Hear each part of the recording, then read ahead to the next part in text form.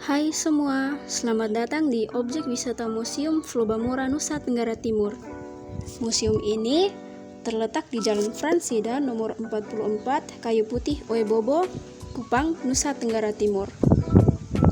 Museum ini berdiri sejak tahun 1977 dan menempati lahan seluas 3 hektar. Sekitar 15 menit perjalanan dari Bandara Udara Eltai Kupang. Pengelolaan museum ini berada di bawah naungan Dinas Pendidikan dan Kebudayaan Provinsi Nusa Tenggara Timur.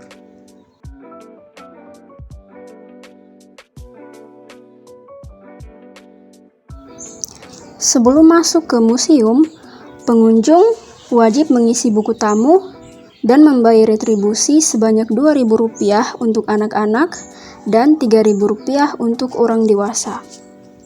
Hal ini dilakukan agar hasil dari pengumpulan retribusi ini akan diberikan kepada Dinas Pendidikan dan Kebudayaan Provinsi NTT dan akan dikelola untuk perkembangan museum ini selanjutnya.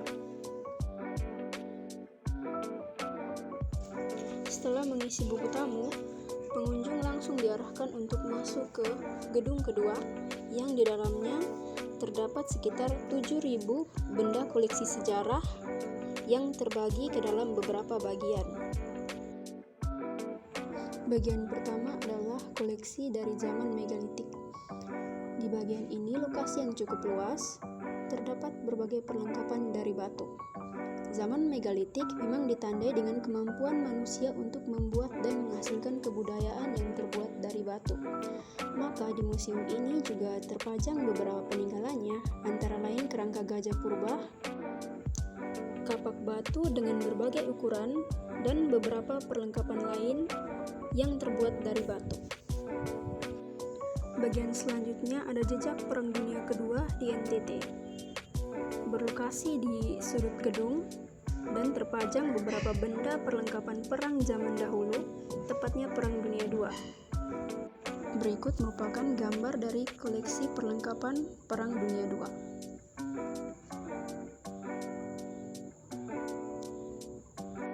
Di bagian selanjutnya ada peninggalan jejak Portugis di NTT. Di bagian ini terdapat replika kapal yang terbuat dari kayu yang ukurannya lumayan besar yang bisa dinaiki pula. Di bagian ini juga terpampang peta dunia yang menggambarkan perjalanan para pelaut dari Spanyol dan Portugis dalam perjalanannya untuk mencari rempah-rempah dan singgah di NTT. Oke teman-teman, selanjutnya kita menuju ke gedung 3. Di gedung 3 ini terdapat kerangka ikan paus. Kerangka ikan paus ini berhubungan dengan proses pencarian ikan paus yang terjadi di Lamalera. Akan tetapi, kerangka ikan paus pada museum ini merupakan kerangka hasil temuan terdamparnya ikan paus jenis biru yang masih tergolong muda di pantai Oeba, Kota Kupang pada tahun 1972. Mengapa di Nusa Tenggara Timur terdapat ikan paus? Hal ini dikarenakan pada perairan Nusa Tenggara Timur merupakan jalur imigrasi ikan paus, di mana pada bulan Juni hingga Oktober, perairan kita terasa amat hangat sehingga banyak ikan paus yang berimigrasi dari Australia ke perairan kita hanya untuk mencari makan. Dan sampai saat ini di beberapa wilayah di NTT masih ada tradisi berburu ikan paus di laut. Kegiatan berburu ikan paus melibatkan seluruh warga desa. Hasil dari buruan akan dibagi pada seluruh warga. Ada pun yang langsung mengonsumsinya dan ada juga yang ditukar dengan hasil bumi dengan masyarakat yang tinggal di pegunungan. Ya, kita lihat ini merupakan fosil dari ikan paus yang dulunya pernah terdampar di Pantai Ewa, Kota Kupang. Dan ini merupakan gigi dari ikan paus biru tersebut. Oke teman-teman, selanjutnya kita menuju ke gedung yang keempat. Gedung ini merupakan gedung pamer geologi secara teknologi. Gedung dan isinya ini merupakan bantuan dari Pusat Geologi Indonesia yang posisinya berada di Bandung. Gedung ini sangat berbeda dengan gedung pamer sebelumnya. Sudah dilengkapi dengan AC dan teknologi yang membuat pengunjung menjadi nyaman. Ini merupakan kerangka dari stegodon. Stegodon merupakan hewan purba yang bentuknya mirip dengan gajah, akan tetapi memiliki ciri-ciri yang sangat berbeda, baik ukuran tubuh maupun anatominya. Fosil ini ditemukan di Cekungan Soa, Bajawa, Nusa Tenggara Timur. Namun, fosil stegodon yang terdapat pada museum ini merupakan fosil replika dari fosil aslinya yang berada di Bandung. Oke, selanjutnya kita menuju ke gambar yang menunjukkan fenomena-fenomena alam yang terjadi di NTT yang terjadi tanpa campur tangan manusia. Seperti yang kita lihat ada di Waingapu, itu berada di Sumba, Pulau Komodo yang berada di Manggarai, Liang Bua yang berada di Manggarai, Gunung Merapi Bajawa, Danau Kelimutu, dan masih banyak lagi fenomena-fenomena alam yang terjadi di NTT yang tanpa campur tangan manusia.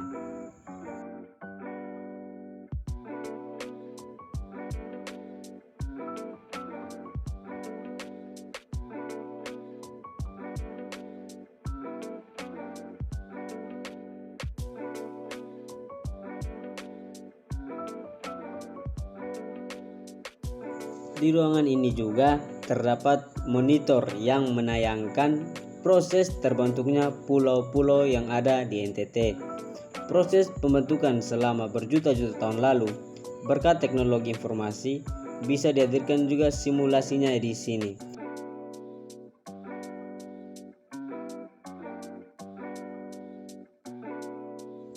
Adapun di sini gambar poster-poster yang menggambarkan tentang lokasi letak gunung aktif dan tidak aktif yang berada di Nusa Tenggara Timur.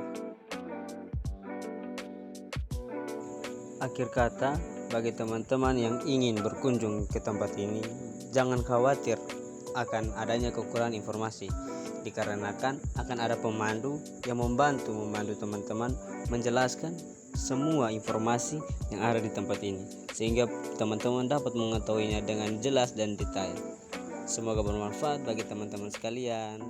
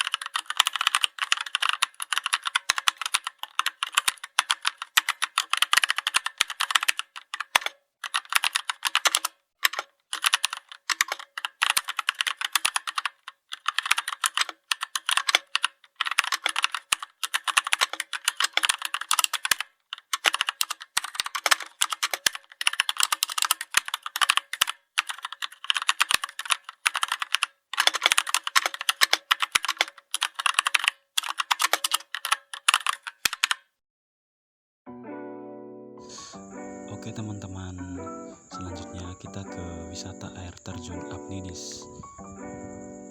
Air terjun selain menyimpan keindahan alam, juga memberikan kesejukan bagi siapapun yang mendekatinya. Tak heran jika banyak orang gemar untuk berwisata ke destinasi air terjun. Di Kota Kupang, ibu kota Provinsi Nusa Tenggara Timur sendiri, terdapat satu destinasi air terjun yang mungkin masih asing bagi sebagian warga Kota Kupang sendiri, yakni air terjun Apninis yang berada di Kelurahan Fatukoa, Kota Kupang. Air terjun yang terletak di ujung selatan Kota Kupang itu sangat eksotis. Berada di tengah-tengah pohon-pohon ditambah bebatuan yang menjulang tinggi, membuat lokasi itu sangat indah dipandang. Untuk menuju ke lokasi tersebut, kita bisa mengandalkan transportasi roda 2 maupun roda 4. Sebelum memasuki lokasi tersebut, pengunjung wajib membayar uang karcis sebesar 2.000 untuk pengendara roda 2 dan 6.000 untuk pengendara roda 4. Setelah memarkirkan kendaraan, pengunjung langsung bisa pergi ke lokasi dengan berjalan kaki dan waktu tempuh sekitar kurang lebih 5 menit. Untuk bisa sampai ke tempat ini, para pengunjung harus terlebih dahulu melewati jalan yang berbatu dan menuruni jalan dengan kondisi yang curam. Meski begitu, sampai saat ini ternyata tak sedikit pula yang datang, terutama untuk warga sekitar.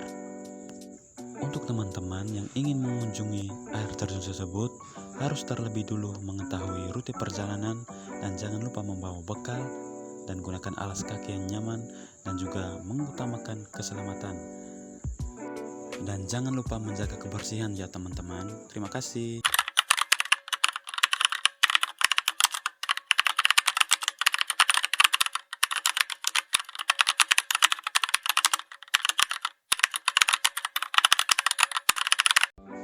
Yang ketiga adalah objek wisata Mata Air Oeloni. Mata air ini terletak di Oeloni 1, Kelurahan Sikumana, Kecamatan Maulava, Kota Kupang. Nah, di sini banyak penduduk bermata pencarian sebagai petani. Mata air ini merupakan salah satu mata air yang ada di Kota Kupang. Banyak penduduk Oeloni menggunakan mata air ini untuk mengairi sawah mereka. Di sini juga terdapat kolam bagi masyarakat Oeloni untuk mandi, bisa juga untuk cuci pakaian, untuk cuci mobil dan cuci motor. Kemudian terdapat program percepatan peningkatan tata guna air irigasi di Oeloni 1 ini. Nah, ini merupakan kolam mata airnya. Awalnya ini terdapat pohon, tetapi pohon tersebut tumbang. Di sini banyak masyarakat, bahkan anak-anak kecil, sering mandi dan bermain di mata air ini. Mata air ini sangat jernih, bersih, dan begitu indah pemandangannya. Begitu banyak anak-anak yang bermain dan mandi di mata air ini. Sayangnya mata air ini kurang banyak pengunjung karena mata air ini belum begitu terkenal luas oleh seluruh masyarakat yang ada di Kota Kupang. Jadi untuk semua teman-teman yang ingin datang ke mata air ini, langsung saja ke Oeloni 1 di Kelurahan Sikumana, Kecamatan Maulava, Kota Kupang. Di sini nanti teman-teman semua akan bermain bersama adik-adik dari desa Oeloni ini. Dan masuk ke dalam mata air ini tidak dipungut biaya sama sekali.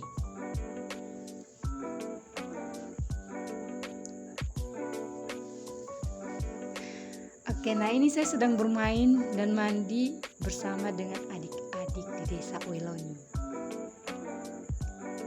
Airnya begitu segar dan menyenangkan dan begitu seru.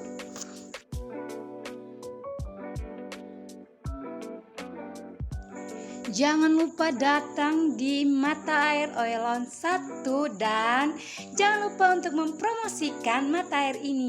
Bye-bye.